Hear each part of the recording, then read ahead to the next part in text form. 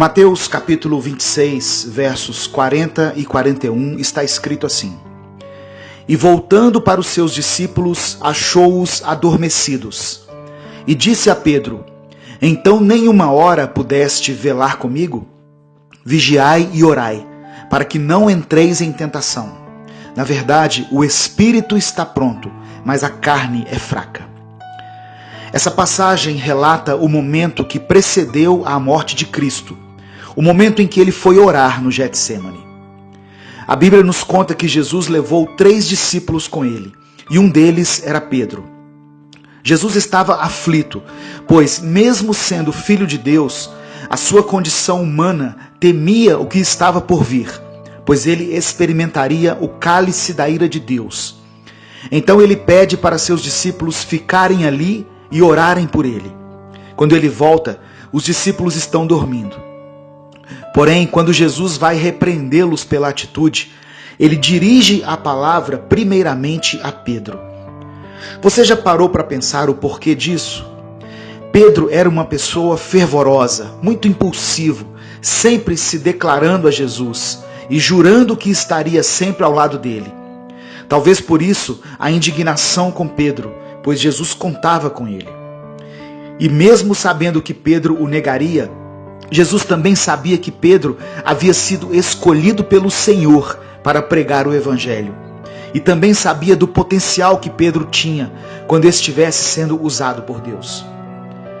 Nós sempre usamos a frase, Deus não precisa da gente, numa tentativa de mostrar o quão poderoso e suficiente Ele é.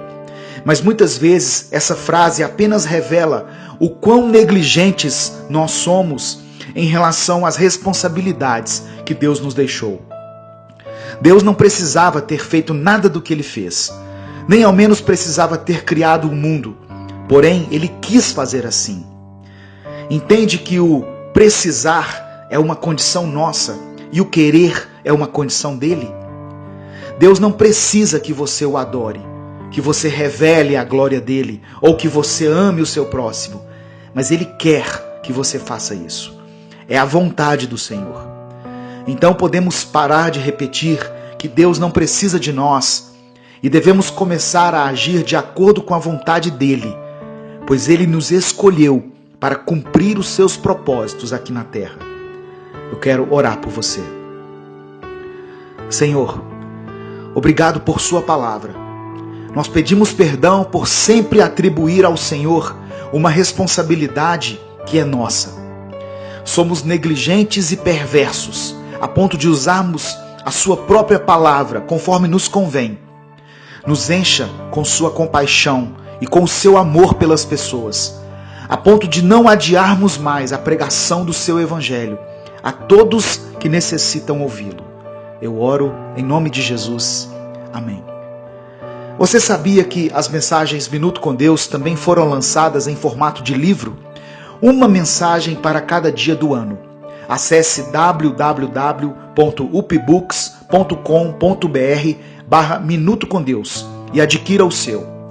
Deus te abençoe. Eu sou o pastor Edivaldo Oliveira e esse foi mais um Minuto com Deus.